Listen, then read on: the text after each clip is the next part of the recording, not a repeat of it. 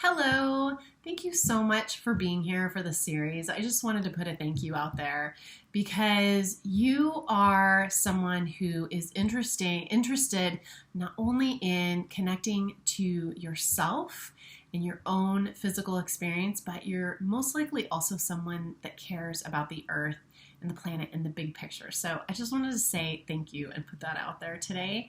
And welcome to sense number 8, sense of season. So before we start, go ahead and pull out your journal, do your 1 to 10, journal about whatever you feel drawn to journal about for a few minutes or as long as you'd like. And then let's get started on talking about sense number 8. So I'll read to you the entire description of the sense, and that is sense of season, including the ability to insulate, hibernate, and winter sleep.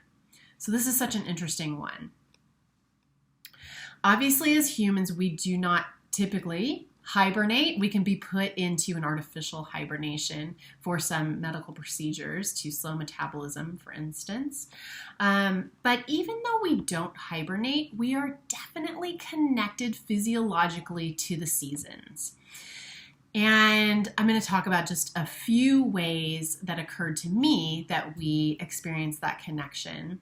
So on an extreme end, some people experience every winter SAD, or seasonal affective disorder.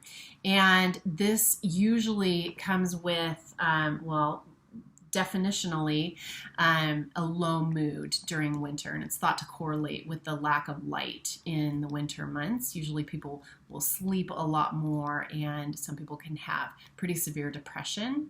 But even people who aren't on that spectrum of seasonal affective disorder will notice changes during the seasons. So for me, I do not have seasonal affective disorder, but I lived in Seattle for a couple of years, and pretty much every conversation you have with anybody will eventually address whether or not you have seasonal affective disorder and what you do to treat it. So many people talk about that because so many people have issues with it. And usually people will use light therapy and different things. Some people will use medication or natural remedies as well. I don't happen to be affected by that, thank goodness.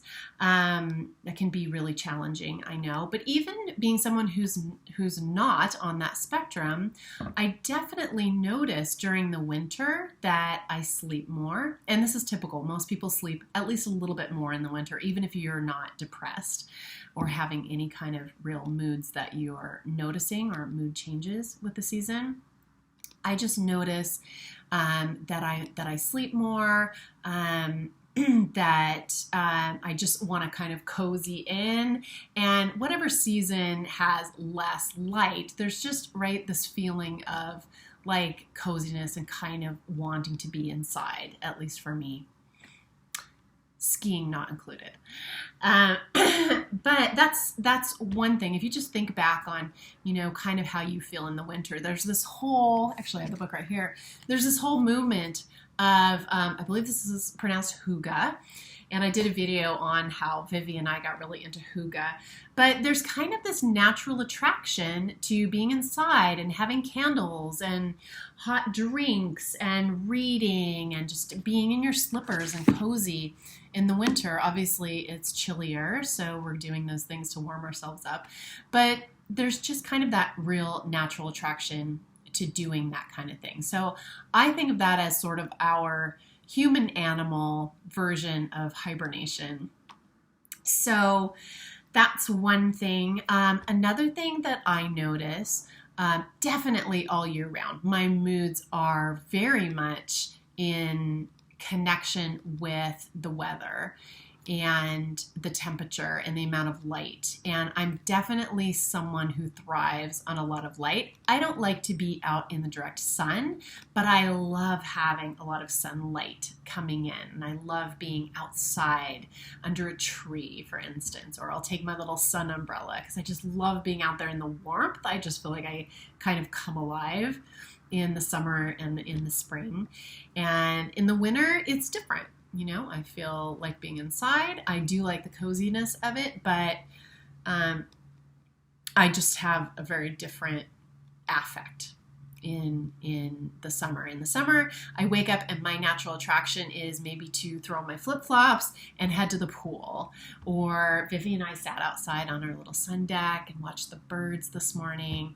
There's just this, like, my body wakes up, really like wakes up. It doesn't take a lot of time to wake up in the morning, or a cold shower, any of those kinds of things. I'm just like awake and ready to go in the summer months when there's more light. So with seasonal affective disorder, it is thought to be related to the scarcity of food in the environment, that in the winter there used to be, and evolutionarily, less food. So sleeping more, being in a low mood, slows the metabolism, so we would need less food to survive. Also, women experience seasonal affective disorder a lot more than men do, which would also serve to sort of down-regulate reproduction. So just some interesting stuff. The last thing I wanted to kind of bring in is that our bodies evolve to eat seasonally. So if you notice in the summer, like watermelon sounds good, pineapple sounds good. If you go to Cost Plus World Market, you'll see all of the summer dishes come out with all kinds of like fruits printed on them. It's not a coincidence. We are just sort of evolutionarily programmed to eat foods that are in season in the summer. So this is a great time to start getting a farm box. I always suggest and encourage people to get a farm box. CSA Box is a community-supported agriculture box. I have a video about that as well. So we support local organic farmers, and you can get local, organic, seasonal produce delivered to your door as often as you'd like. And that is a really easy way to get seasonal produce into your system, because we evolved to eat that way, and it's just very healing, and we tend to crave those foods during those times of the year anyway. So that's a fun way to really get that in, because with grocery stores and trucks and planes, we can pretty much get any food any time of year. So that's another way we've kind of become disconnected from our bodies in that sense, and from our sense of season. So with that being said, our activity today, just journal. And if you'd like to get outside, please do. But I would just like you to kind of reflect on your experiences with season, and reflect on the current season and how you feel, how you tend to feel. And is there a difference between how you tend to feel in other seasons of the year? And I would love to hear about that in comments. I would really love to hear your experience. And so just do some reflecting and noticing about that. And then I would love for you to also start noticing what foods you're craving, and just sort of thinking about or looking them up to find out, are they in season right now? And just start to notice if your body is really kind of telling you to eat seasonally, and maybe you weren't even aware of it. So I hope you have a wonderful day. Go ahead and journal about that. Do your 1 to 10, and have a wonderful connected day. Thank you so much for being here. Bye.